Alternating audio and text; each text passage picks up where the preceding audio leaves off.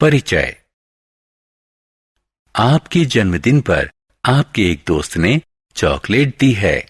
एक अन्य दोस्त चॉकलेट का एक और डिब्बा देता है। तब आपके पास कितने चॉकलेट्स हैं? डिब्बा खोले बगैर हम कुल चॉकलेटों की संख्या नहीं जान सकते हैं। ऐसी स्थिति में हम चॉकलेट की अज्ञात संख्या के लिए चर का प्रयोग करते हैं।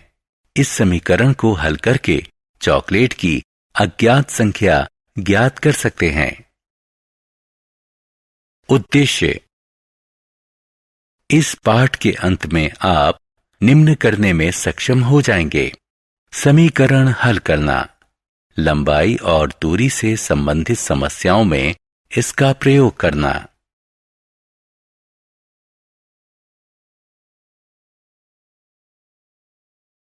समीकरण। एक गणितीय कथन जिसमें दो व्यंजक हों और जिसे समता के चिन्ह से अलग किया हो, उसे समीकरण कहते हैं। समता के चिन्ह के बाएं तरफ के व्यंजक का मान चिन्ह के दाएं तरफ के व्यंजक के मान के बराबर होता है। समीकरण के कुछ उदाहरण हैं: एक या दोनों व्यंजकों में चर हो सकते हैं। जब किसी समीकरण में केवल एक चर हो तो उसे एक चर वाला समीकरण कहते हैं। जैसे यदि किसी समीकरण में दो चर हों तो उसे दो चर वाला समीकरण कहते हैं। जैसे रैखिक समीकरण। यदि किसी समीकरण में चर x की अधिकतम घात 1 हो तो इसे रैखिक समीकरण कहते हैं। जैसे दूसरे शब्दों में रैखिक समीकरण में सिर्फ रैखिक बहुपद होते हैं। समीकरण के पक्ष। समता चिन्ह के बाएं तरफ के व्यंजक को LHS और दाएं तरफ के व्यंजक को समीकरण का RHS कहते हैं। LHS और RHS समीकरण के पक्ष होते हैं।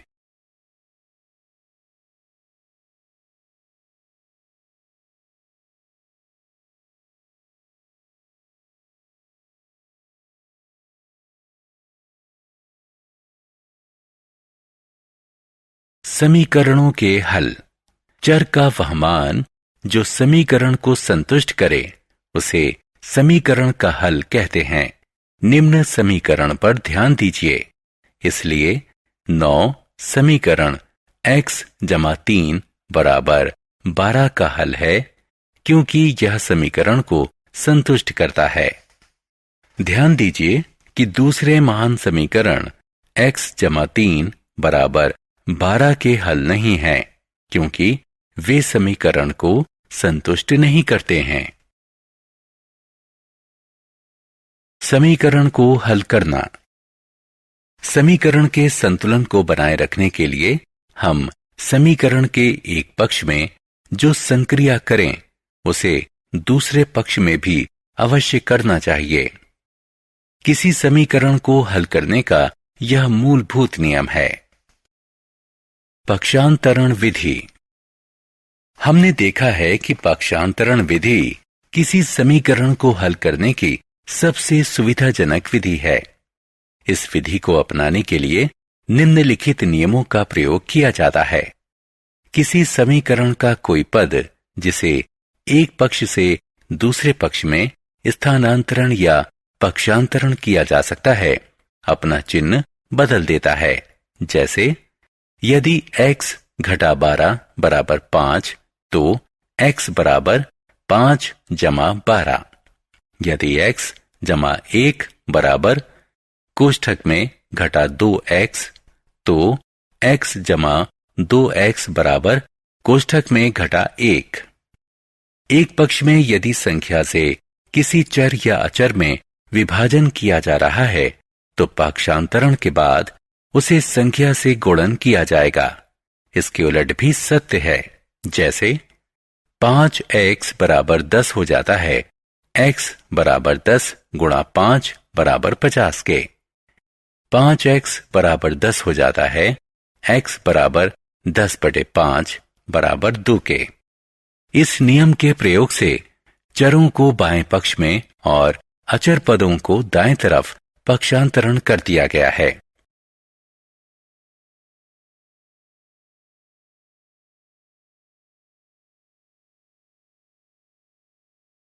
साधारण समीकरण। उदाहरण 3a घटा 5 बराबर 16 को हल कीजिए। हल। निम्न समीकरण की गणना करने पर हमें प्राप्त होगा a बराबर 7।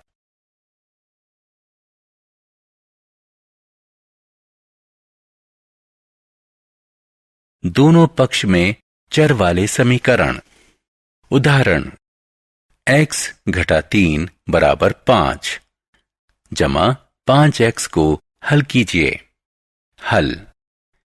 निम्न समीकरण की गणना करने पर हमें प्राप्त होगा x बराबर कोष्ठक में घटा 2।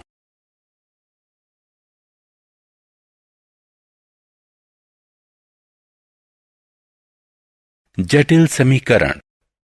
उदाहरण 1 a बटे 3 जमा 1 बटे 4 बराबर a बटे 2 घटा 2 बटे 5। हल। निम्न समीकरण की गणना करने पर हमें प्राप्त होगा कोष्ठक में घटा 20 a बराबर कोष्ठक में घटा 78। शब्द समस्याएं। उदाहरण 1 एक संख्या दूसरी की आधी है। दोनों संख्याओं का योग 6 है, तो संख्याएं ज्ञात कीजिए। हल। मान लीजिए कि उनमें से एक संख्या x है, अतः दूसरी संख्या बराबर x बटा 2। दोनों संख्याओं का योग बराबर 6। इस प्रकार x जमा x बटा 2 बराबर 6, यानी 3x बटे 2 बराबर 6 या x बराबर 12 बटे 3 बराबर 4। संख्याएं 4 और 2 हैं। जांचें। दोनों संख्याओं का योग 6 है। इस प्रकार उत्तर सही है। शब्द समस्या। उदाहरण 2 किसी भिन्न का अंश हर से 3 कम है। यदि अंश में 1 का योग किया जाए तो हर में 3 की वृद्धि होती है और भिन्न 1/2 के बराबर हो जाता है। असली भिन्न का पता कीजिए। हल। मान लीजिए कि असली भिन्न का हर x है। यदि अंश हर से 3 कम है तो अंश बराबर x घटा 3। असली भिन्न बराबर x घटा 3 बटे x। नए भिन्न का हर बराबर x जमा 3। नए भिन्न का अंश बराबर कोष्ठक में x घटा 3 जमा 1 बराबर x घटा 2। नया भिन्न बराबर x घटा 2 बटे x जमा 3। नया भिन्न हो जाता है 1/2। इस प्रकार कोष्ठक में x घटा 2 बटे कोष्ठक में x जमा 3 बराबर 1/2। निम्न समीकरण की गणना करने पर हमें प्राप्त होगा x बराबर 7। इसलिए चूंकि असली भिन्न x घटा 3 बटे x बराबर 4/7 है। जांचें। असली अंश जमा 1 और असली भाजक जमा 3 होगा, जो कि बराबर होगा 1/2 के। अतः यह समीकरण संतुलित है।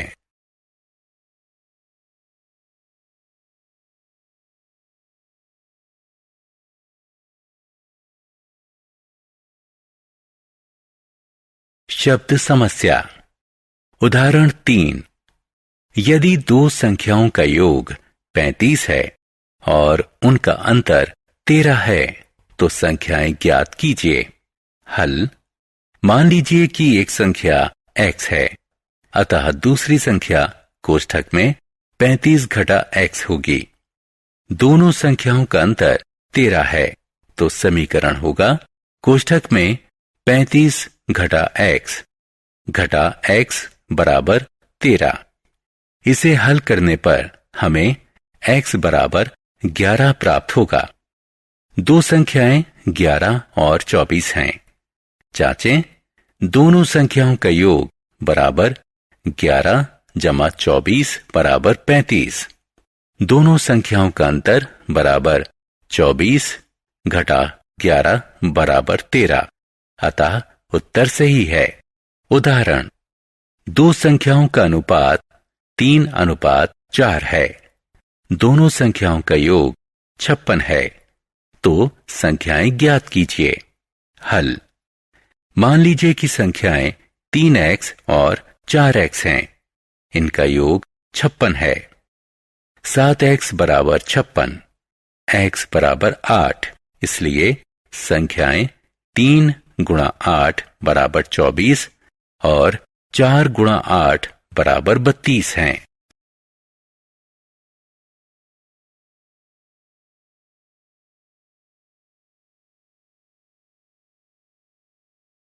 उम्र संबंधी समस्या। उदाहरण 1, अनिल अजित से 9 वर्ष बड़ा है। 10 वर्ष पश्चात अनिल की उम्र उसके दोगुनी होगी, जितनी उम्र अजित की 10 वर्ष पहले थी। उनकी वर्तमान उम्र ज्ञात कीजिए। हल, मान लीजिए कि अजित की वर्तमान उम्र x है। दी गई सारणी को देखिए। इस प्रकार बराबर x जमा 19। समस्या में कहा गया है कि अब से 10 वर्ष पश्चात अनिल की उम्र उसके दोगुनी होगी, जितनी उम्र अजित की 10 वर्ष पहले थी। आज से 10 वर्ष बाद अनिल की उम्र बराबर x जमा 19। समीकरण 1, आज से 10 वर्ष पहले अजित की उम्र बराबर x घटा 10। समीकरण 2, अतः इसे हल करने पर हमें प्राप्त होगा x बराबर 39। उनकी वर्तमान उम्र है अनिल बराबर 48 वर्ष, अजित बराबर 39 वर्ष।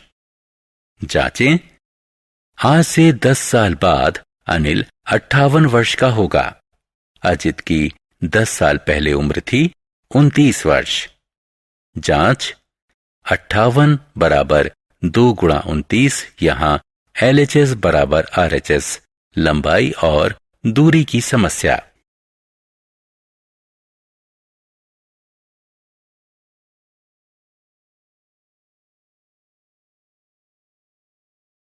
लंबाई और दूरी की समस्या। उदाहरण 2, एक आयत की लंबाई उसकी चौड़ाई से 6 इकाई अधिक है। इसका परिमाप 20 इकाई है। इसकी लंबाई और चौड़ाई ज्ञात कीजिए। हल, मान लीजिए कि आयत की चौड़ाई x इकाई है।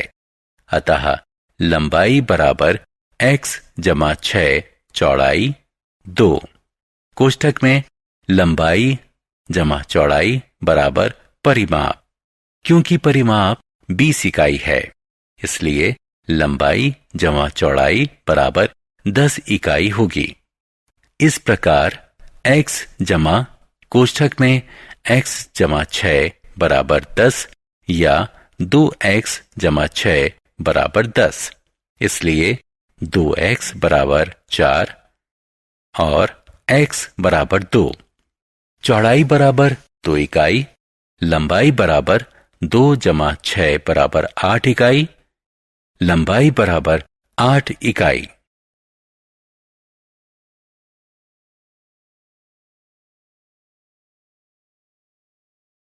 आयु संबंधी समस्या। उदाहरण, दो स्थानों A और B के बीच 240 किलोमीटर की दूरी है। एक मोटरसाइकिल एक बिंदु A से और एक पदयात्री एक बिंदु B से एक ही समय से प्रारंभ होते हैं। मोटरसाइकिल की चाल पदयात्री की चाल से 15 गुना अधिक है। प्रारंभ करने के 3 घंटे बाद एक बिंदु M पर दोनों मिले। बिंदु A बिंदु B से कितना दूर है? हल, कुल दूरी 240 किलोमीटर है। मान लीजिए कि पदयात्री x प्रति घंटा की चाल से चलता है। कुल दूरी बराबर 240 किलोमीटर। पदयात्री द्वारा तय की गई दूरी जमा मोटरसाइकिल द्वारा तय की गई दूरी बराबर 240 किलोमीटर। इसे हल करने पर हमें मिलेगा x बराबर 5। वे एक बिंदु M पर मिलेंगे जो B से 15 किलोमीटर और A से 225 किलोमीटर दूर है। सारांश। आइए हमने जो कुछ सीखा है उसे संक्षेप में दोहराएं। एक या एक से अधिक चरों वाले दो बीजीय व्यंजकों के बीच समता कथन को समीकरण कहते हैं। यदि किसी समीकरण में किसी चर यानी s की अधिकतम घात 1 है तो इसे रैखिक समीकरण कहते हैं। समीकरण को सत्य बनाए रखने के लिए समीकरण के एक पक्ष में की जाने वाली संक्रिया दूसरे पक्ष में भी करनी चाहिए। पक्षांतरण विधि। 1. कोई पद समीकरण के एक पक्ष से दूसरे पक्ष में पक्षांतरित किया जा सकता है लेकिन उसका चिन्ह परिवर्तित हो जाएगा। 2. यदि किसी एक पक्ष के चर या चर में किसी संख्या से विभाजन किया जा रहा है तो पक्षांतरण के पश्चात दूसरे पक्ष में उस संख्या से गुणन होता है।